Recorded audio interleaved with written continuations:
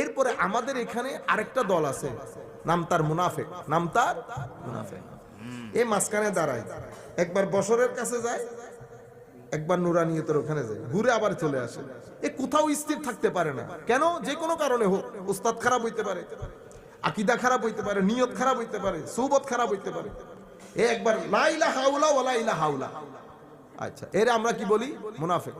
এ কতক্ষণ ওই যে টানেলের এই মুখ দিয়ে উঠে, আবার কতক্ষণ টানেলের এই মুখ দিয়ে উঠে, নাফাক থেকে। এটাকে আমরা মুনাফিক বলি। আরেক দলকে আমরা এ বাশারিয়ত পর্যন্ত লেগে থাকে, নুরানিয়ত কে বিশ্বাস করি, নুরানিয়ত কি বিশ্বাস করি, বাশারিয়তের প্রচার করি, এদেরকে আমরা খারেজি বলি। এদেরকে কি বলি? খারেজি বলি।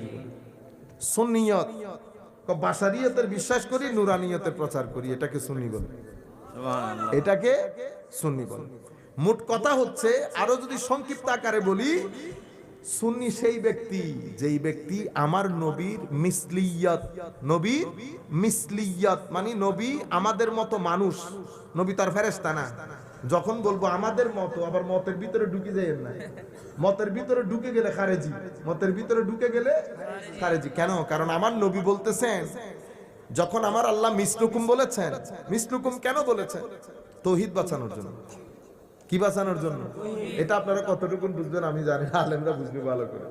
ও বেটা, মিসলুকুম বলেছে তাওহীদ বাঁচানোর জন্য, নবীর শানে বিয়াদবি করার জন্য না। বুঝতে পেরেছেন? যদি মিসলুকুম না বলতো, আব্দিহি না বলতো, নবীর শান ও মানকে আল্লাহ এত উঁচা করেছেন, এত উঁচা করেছেন, ইতোপূর্বে সামান্য সামান্য মুজিজা থেকে কত ঘটনা ঘটে গেছে। তো আমার নবীর শান ও মানকে এত উঁচা করার পরেও যেন উম্মতের মধ্যে শিরকের প্রবণতা না আসে, মিসলিয়তের ট্যাপ দিয়ে আমার নবীর শানকে আল্লাহ মুড়িয়ে রেখেছেন, সুবহানাল্লাহ, তাওহীদ বাঁচানোর জন্য, বিয়াদবির বাজার উন্মোচন করার জন্য না। তো আমার নবীর মিসলিয়তকে রেখেছেন, সাহাবায়ে কেরামের মাধ্যমে কুল কায়নাতকে দেখিয়েছেন নবীকে তাজিম কেমনে করতে হয়, নবীকে তাজিম কেমনে করতে হয়। কিন্তু মিসলিয়তের ট্যাপ দিয়ে বেঁধে রেখেছে।